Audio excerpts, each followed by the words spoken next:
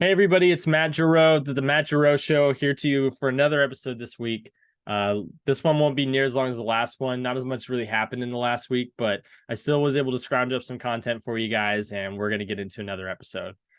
So first, I wanted to start out with a couple of corrections. Last week, I accidentally said bended knee, and I meant wounded knee. So thank you for those who corrected me on that. Just misspoke. And then I also said secret machines, but the book is actually called Secret Machines. It's the way that it's spelled that made me think it was pronounced that way. It's Sekret, secret, but secret, actually, Secret Machines. In reference to that Uncle Jimmy story I told last week. That's where that comes from. But jumping into the podcast, at the end of last week, I was talking to you guys about my upcoming fantasy draft for my Dynasty League. We have 3 rounds, rookies only, because we keep our players. This is the only way you add players, and you carry your team through season to season. So my first round pick, I traded away to another player or another team owner for Jameson Williams, which seemed like a really good trade at the time because he was a first round talent, didn't play all the first season because his rookie season because of an injury. He's coming back for the next year. But then he gets suspended for 6 games because he was gambling. Did a non-NFL bet in a hotel and that the team was staying at. And that's what made it against the rules. And so he's suspended for 6 games. That hurts me. But we still had a great draft, in my opinion. My main goal for the draft, was to come up with some quarterback youth because – I have Joe Burrow, who just got injured at the start of the season again. Seems like that might be possibly a thing for his career, getting injured. And then I have Matthew Stafford, who's serviceable, but who knows if he's even going to finish this season. And then finally, I have Daniel Jones, which is actually kind of a nice one to have in your back pocket because he's a runner and a passer, and he's still young, like youngish. And in the prime-ish of his career. So I'm kind of happy to have him, but I still like outside of those 3 guys, I had some terrible options. I had Cooper Rush, Andy Dalton, and Matt Corral. So all 3 of those guys were probably not going to see the field anytime this season or not play very well, even if they did. So I dropped all 3 of those guys with the intention I want to find some quarterbacks in the draft. Hopefully I could get one of the top guys like the CJ Stroud guy or Bryce Young. They went so fast, like in the top 5, they were done. And my first round pick was the 5th pick, and that was already traded away. So I wasn't going to be able to touch anyone until the 2nd round. I did almost trade for the 6th pick, but I got outbid by somebody else. And so I had to wait. So I was patient. I didn't overpay or anything. I just waited. Got to the 2nd round, just hoping that Will Levis and Hendon Hooker would be there. If either of those guys got taken, I would try to take the other one, and then maybe Schoonmaker, the Cowboys rookie tight end, because I need a younger tight end. Still looking for a tight end actually on the team. We're running with Cole Kmet right now. So it ultimately worked out perfect for me. I don't know if everyone else was looking at these other quarterbacks like Hendon Hooker and Will Levis because they aren't playing immediately. They're still starters. They're backups for their teams right now, but they're both young. They're both decent round draft selections. So they will get play time eventually. And they just have way better prospects of becoming good quarterbacks than the 3 guys that I had. So I was able to get Will Levis with my 2nd, and then with my 3rd, I was able to get Hendon Hooker. The next best quarterback available, I think, was probably Stetson Bennett, and I don't think anyone took him. So I'm currently the guy with the greenest quarterbacks outside of those top 2 players. Hopefully that carries me through. Obviously not this season, but the next one. And then I also went ahead and made another trade right after the draft with another team owner where I kind of sold off the guy I was trying to use to get that 1st round pick, which was Amari Cooper. I like Amari Cooper, but he's on a team that doesn't always prioritize him. He often gets injured or just has these disappearance games where he just doesn't show up for some reason, even though he's healthy. Or the fact that his quarterback situation is so in flux. I know it looks like Watson will be playing more this season, but he didn't look great last season. Maybe he'll be better, but I'm kind of counting on the fact that he probably won't be. And so I traded him, and I traded Miles Sanders, who last year was a huge plus for me. But a lot of that had to do with the fact that he was on Philadelphia. He's now in Carolina, and probably going to be the starter, probably going to be the main vein for their offense, but I don't expect them to be very good, especially with Bryce Young being their quarterback, just being a younger guy. So basically, another team owner came to me, wanted to know what I would do to get, like, what it would take to get Amari Cooper from me. And I was like, well, I want 2 first rounders. And they were like, that's probably going to be too much. They're like, how about a first and a third? And I was like, no, or yeah, actually, yeah, I'll take that. Cause I still wanted I wanted first round picks are valuable, the first round pick, I can retrade that. I can use it. Amari Cooper is only as good as he plays. So same for Miles Sanders. Long story short, we went back and forth. I eventually agreed to add in Miles Sanders so that I could get not just 1, but 2 first round picks and a second round pick. So 3 picks total. Pretty good little shebang for my 3 guys who technically could all fall off next season. Miles Sanders probably won't. Cooper probably won't that badly. But 2 years from now, those guys aren't going to be doing much. And I could still have one of those draft picks 2 years from now. And I could trade all 3 of those draft picks for someone younger and much better than both of those guys. So I just wanted to give myself some more flexibility and some more draft capital. And I feel good about it. I thought it was weird that I was able to take the 2 quarterbacks. Kind of made me think, like, am I making a mistake by taking these guys? Because nobody else everyone was taking like young running backs and wide receivers who are getting like no playing time. I don't know. I guess we'll find out, and I'll keep you guys updated on that. So moving on, couple updates for you in regards to James Harden, which I discussed in length last week. His comments about Daryl Morey being a liar. He was like, didn't walk that back at all. Was obviously upset that he didn't get his trade request or his extension from Daryl Morey and the Sixers. So while he was in China, as I said last week, if you don't know, he said, Daryl Morey is a liar, and I will never be a part of an organization he's a part of. Let me say that again. Daryl Morey is a liar, and I will never be a part of an organization that he is a part of. That's loosely what he said, word for word. The NBA didn't like that. So not surprisingly, the NBA said, yeah, we're going to have to fine you for that one. $100,000. $100,000. Big chunk of change. Not for James Harden, but it brings in a lot of things into question, because if James Harden is telling the truth, should he be fined for that? True, he's basically talking shit about his team and his GM, and it makes the NBA look bad. And obviously there was the whole thing I mentioned about him doing it in China to kind of garner more support for him and anti-Daryl Morey. The NBA sided with Daryl Morey and the 76ers. I guess can't be too surprised about that.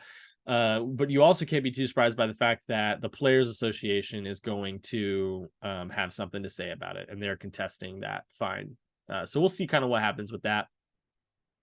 Maybe Harden comes back. There's a chance of that, probably pretty low to the 76ers. But there's also a chance that a trade happens. There's also a chance he sits out the whole season. He could also go play for China and come back later in the season. And still get traded even, maybe. So a lot of potential things up in the air for that. A lot of people aren't really paying too much attention to it, probably because the NBA season's kind of stopped right now. We're in the off season still, waiting for preseason games, waiting for this FIBA tournament to finish up, which has been really, really fun watching if you've gotten a chance to take a look at any of it. Team Australia, Team France, this Philippines team, all really impressive. Then the USA team has been much better than I think a lot of people were giving them credit for. A lot of guys have stepped up. Austin Reeves, Tyrese Halliburton off the bench. So that's really all we have going on in the NBA world. I'm just going to get into a couple more things real quick, and then a couple more things. I wanted to touch on something I haven't ever really touched much in my podcast before, but obviously I don't feel that much pressure to not talk about certain things, because it's not like I'm that famous yet or anything, I guess, and this is still just kind of for me. And just sharing my own thoughts. But for those of you who know or don't know, I lean left. I'm very liberal. I'm a registered Democrat.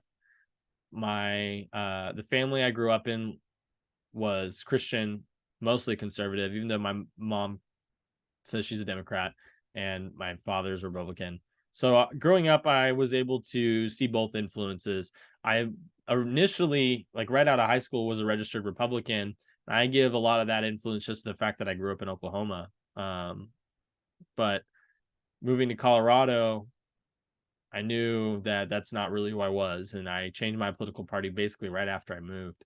And I wouldn't really call myself. I used to think I was really blue Democrat, but I honestly, like, I feel a little more independent now these days. At least when it comes to the Democrats who are like at the top of the food chain, and I feel the same way, obviously, about the Republicans.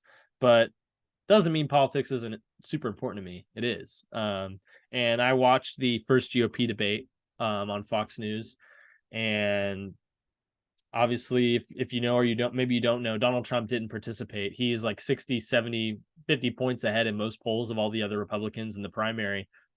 So he just didn't really see a reason for him to even be in the debate. It was probably only going to hurt his points, if anything.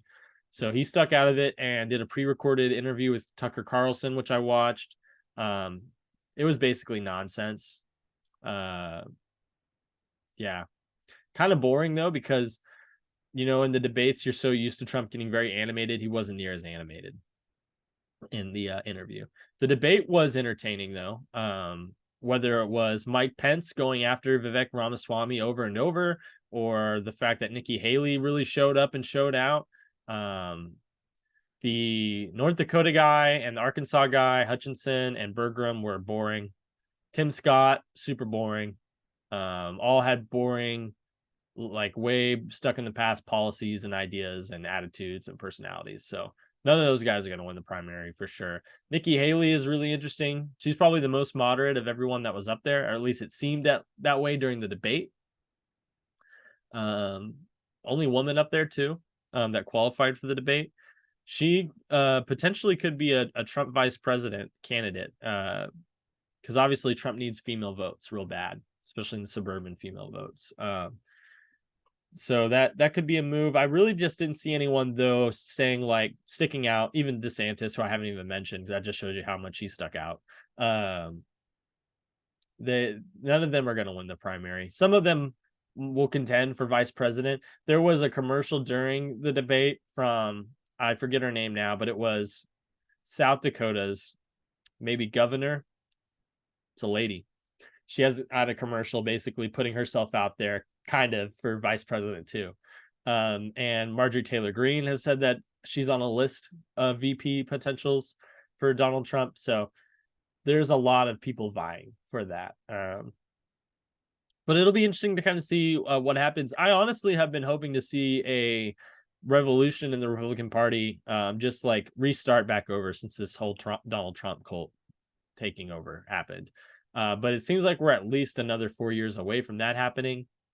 It looks like it's going to be still very trumpet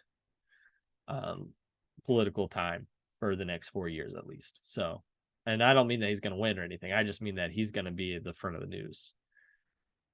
And part of that is also because he's been getting indicted. Just had his mugshot taken yesterday. The indict is coming from when he was running for president. He called the Secretary of State of Georgia to find out where he could get 11,000 votes that he needed to win the state of Georgia. He basically, if you haven't watched the 60 Minutes on it, it's a really good informational piece about it.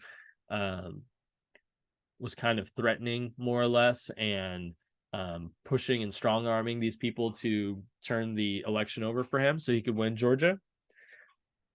They wouldn't do it. They didn't find any evidence to support his claims, and now he's being held accountable for that. He also gave like a fake list of electors as well. So it's a couple things, but he's not the only one being indicted. There's, I think, like 17 or 18 people, including Rudy Giuliani, I think Cindy Powell, a few Trump people, quite a few Trump people actually, all being indicted for this. So as far as polling goes, though, it's only helped him. It's only increased his polling numbers.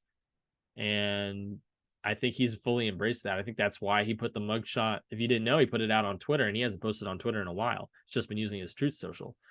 But he's obviously trying to rally up some support and some gumption and some passion amongst his supporters, trying to get ready for this next campaign season. What they have going for them, honestly, is that they had more votes this last election cycle than they've ever had before. It still wasn't enough, but it's still a huge base, and it's galvanized. That's what I was trying to think of earlier. Galvanized the Republicans much better than any candidate has since Reagan.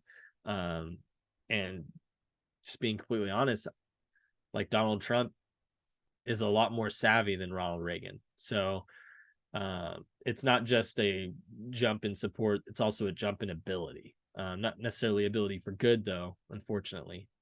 On the Democrat side, we may not see a debate at all because the Democrats seem to be just going forward with Biden and Harris, which that's who I voted for last election. I don't know. I feel up and down about them. I definitely don't trust Joe Biden anymore.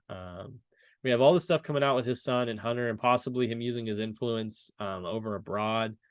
But still, the policies that I wanted and elected him for, he's made some progress. Some progress he looked like he was going to make, and then he didn't. Like with the debt forgiveness, seemed like we were making some real progress with that, and it seems kind of like now we're just getting stuck with this shitty save plan, which isn't that much different from the previous plan they had before, and those plans didn't even really work that well. And so obviously, as someone with just a tiny bit amount of student debt, and my wife has her own student debt, which is basically our student debt since we're married, it's important to us that there's programs that are going to be helping us get through that, because that's one of our biggest monthly payments that we have to make. Right now, we don't have to because repayment hasn't started, but it's literally starting, I think, in like a week for one of us, if not both of us. So, excuse me. So that's kind of where I'm looking at on the political landscape. Just pretty disappointed, honestly, in the choice of candidates we have, just like last year. At least last year, there were promises that Harris and Biden were making, and they had like a lot of support from minorities and from the LGBTQ community, and there was talks of support for climate change. But there are just so many things that just were so weird, like the fact that they haven't said anything about the UFOs, and I'll get into the UFO stuff here in a second a little bit. But the White House has basically said nothing. That makes me extremely distrustful of him and his administration. But I don't like Robert F. Kennedy. I don't want to vote for him either. And I don't think I want to vote for Marianne Williams or Williamson or whatever her name is. I'm not sure there's a great candidate this year again. Gonna have to probably go with the lesser of two evils. But I'm going to stay connected into that, looking into that, see if I can find out more information for you guys. Tried to come off as unbiased as I can. I did try to let you know which way I lean, but I am just interested in the information. That's why I watched the Republican debate. I may not agree with basically 90% of what they say, but I want to hear other viewpoints, and I want to know what's going on. I don't want to just be like a blind sheep in the cog of America. So hopefully I helped you to not be that a little bit by bringing some of that to light for you as well. Also, I watch a lot of my news through News Nation. It seems to be fairly unbiased coverage, and they cover a lot of what's going on in politics. So you can look them up on YouTube, News Nation. There's also newsnation.com. That definitely would recommend it. And they're covering the UFO stuff as well as The Hill. And they are like sister networks, I think, too. So both on YouTube. GOP. Okay, so I covered that.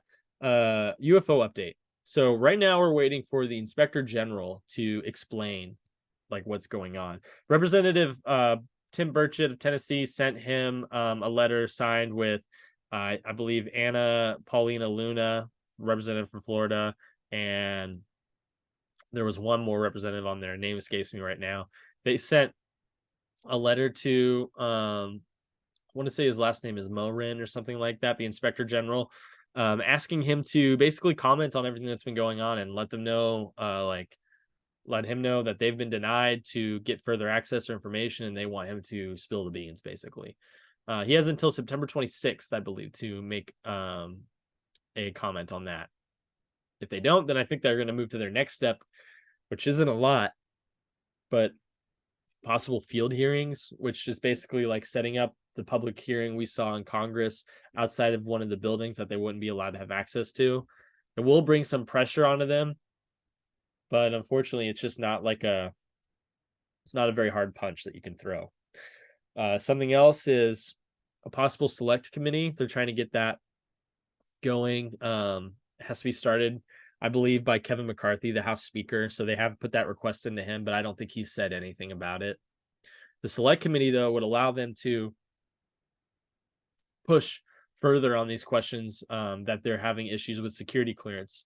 Like, for example, they're trying to get David Grush re-cleared for security clearance so that he can go into these skiffs and tell them this information, and they're being blocked by the Pentagon or the CIA or the Department of Defense or somebody.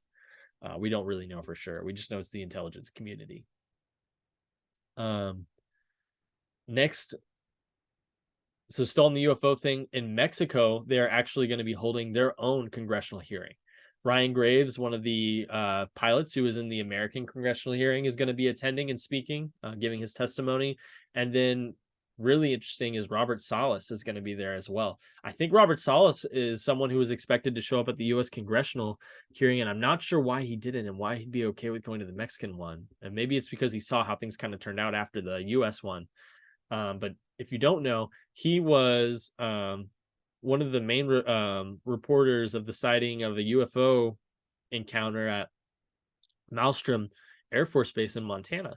This happened, I believe, it's either the 60s or the 80s or somewhere in there.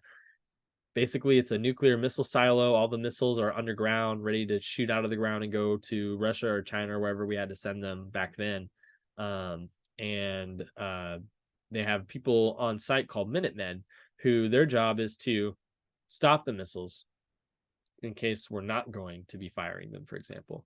Anyways, UFO shows up at the top, above ground. Some patrolmen up above ground see the UFO, like 6 of them or so, and they freak out. They call about it. They see it on the radar. They give Robert Salas a call. He's at like another base or his house or somewhere, and then he's like, what's going on? They're like, well, there's this giant UFO over our site and it's restarting all of our missiles. They lost like all 10 or 11 of their missiles went offline. And in the history of the Air Force Base, they never had more than one go offline at a time. So scary, right? Then it just disappeared after that, or like left. So it's frightening to know that they could control our most powerful weapons. But also interesting. So he's going to speak on that. I don't know if Ryan Graves speaks Spanish or if Robert Salas speaks Spanish. Maybe they'll have a translator. Hopefully they'll speak in English and then they'll have a translator so we can hear everything that's going on without having to have it translated back to English. But I'll be watching out for that. I think it's going to be happening sometime in September, maybe October. Then we have the NASA report coming out later in September. It's at first it sounded like the NASA report was going to be, oh, we didn't find anything. And then it's kind of been seeming like, oh, actually, we might have some information for you. And now it's seeming like they still haven't given any information about it. That it might actually be kind of interesting to hear. So we just got to wait a couple, 2 or 3 weeks, I think, for that to come out. It was supposed to come out at the end of August, but now I think it's going to be coming out sometime in September. Be really cool to see what they have to say about their extraterrestrial findings. That's everything I have for the UFO stuff. I just want to close out the podcast with these 2 things, and then that'll be it from me. So first off, in the last week I've been watching movies. Just been on a good movie kick, trying to watch things I'd never seen before. One of the movies I watched was Rocky. Never seen that movie before. It was great. Can't wait to watch like the 7 other Rockies that exist. And climb my way through that. But I also watched a movie called The Whale, and it was Brendan Fraser, who hadn't been in a film in a while, or an important film anyways, in a while. And the movie was powerful. It was extremely powerful. If you haven't seen it, I don't want to give up the entire plot, but I will give up some of it to hopefully pique your interest into it. The Whale is about Brendan Fraser plays this man who's huge.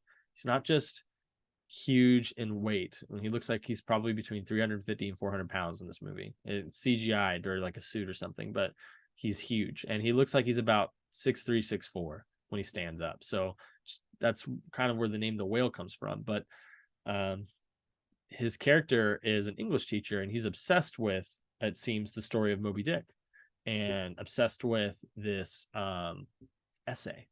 And what he does for a living is he teaches English classes online, but he always keeps his camera off, like this camera right here. He keeps it off so that you can't ever see him and only hear him. And he can't get up very easily by himself. He has a walker that he uses. He has a nurse that comes in, and there's this missionary kid that comes by. He has a daughter that he doesn't get to see anymore, and an ex-wife. And it's just like a very interesting story because it plays on a lot of relatable situations in today. It talks about homosexuality. It talks about religion. Talks about the importance of just writing honesty and not writing to complete an assignment, essentially, like writing what you really feel and think. It doesn't have to be in a certain prose or a certain structure or paragraph structure or anything like that.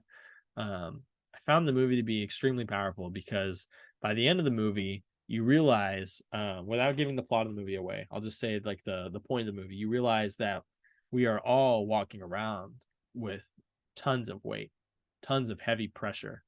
We all feel like the whale. We all feel like hundreds of pounds walking from the couch to the bedroom. There are just days where you feel heavier, and it's not physically, it's all mentally. You can try to wash it off. You could try to cleanse your mind of it. But whenever you spend time thinking to yourself, because you're in your own head, there's not a lot of new information in there. So you're really only going to get represented with what's ever on the forefront of your mind. And unfortunately, for most of us, we're extremely critical of ourselves. A lot of us grew up that way, maybe from other kids or our family or parents that made us be that way. But basically, by the end of it, you don't talk about what you think or what you feel. You do what's expected. And if you fail at what's expected, you hold yourself accountable mentally. You tell yourself you're not good enough. You tell yourself that you were never good enough. You tell yourself you're a waste of space. But none of those things are true. And those are all just things in your psyche to essentially kind of make you more comfortable, or at least your brain's trying to make sense of what's wrong with you. But that's just the thing, is there's nothing wrong with you. Everybody feels anxious. Everybody gets down. Everybody fails. Everybody messes up. Everybody gets lazy. Everybody chooses, like, I almost didn't do this podcast today just because I was procrastinating. I was feeling lazy. But I know that if I just do what I want, if I just say how I feel, talk about what I really think, you feel less weight. You feel better. And then when you start to have other thoughts like, maybe I am actually pretty okay. Maybe I am a pretty good person. Maybe I am worth something. They don't just become little words you say to yourself to make yourself feel better. They become truth, and they matter more. For me, the movie made me feel extremely nostalgic. I remember being a kid in middle school and early high school, thinking about things I wanted to be when I grew up, things I wanted to do just with my weekend or with that summer. And how I felt like nothing held me back. I felt invincible. And I think a lot of young people feel that way, and that's normal. But it's really hard to feel that way when you're older, especially when you've had experiences that made you think you were wrong about who you are. Truth is, who you are is who you make yourself to be. All that really matters at the end of the day is that you are loving yourself, you're loving people around you, and you're showing people who need love or don't know how to love some love. Because if we don't, I mean, like, you're going to come and go. What really matters more than making sure someone knew that they were taken care of and loved while they were here? And that includes yourself. And so a little bit of self-love, a little bit of care will go a long way. So I really recommend the Whale movie. That was a little bit kind of random tangent there. It's kind of hard to talk about it without giving up the plots of the movie. But yeah. It definitely made me want to write more. It made me want to share more, and it made me feel better about telling you guys how I really feel about things. So yeah, looking forward to the next podcast, you guys. Looking forward to some new video games coming out. Hopefully I'll be able to talk about not this next podcast, but maybe the podcast after, And then a month or so after that, I've got NBA 2K24 pre-ordered. That will be, I think, done in like 2 weeks, or less than 2 weeks. And then we've got about a month or so left for Assassin's Creed Mirage. So definitely looking forward to that. Thank you guys again for listening to the Matt Gerow Show. I'll be coming back to you next week with another podcast. Hopefully we'll get some more interesting content to bring out to you. Make sure you leave a like, subscribe, leave a good review, comment, all those, analytical things. I don't really care, honestly, if you do or don't, but it might be good for the podcast, I guess, if you do. And then if you want to hear more from me, I'm on Twitter at Matt Gerow Show. I don't really use Facebook anymore. I deleted Instagram or deactivated Instagram. That's really the only place you're going to find me is on Twitter at Matt Gerow Show. Thank you guys for listening, and I will see you all next time.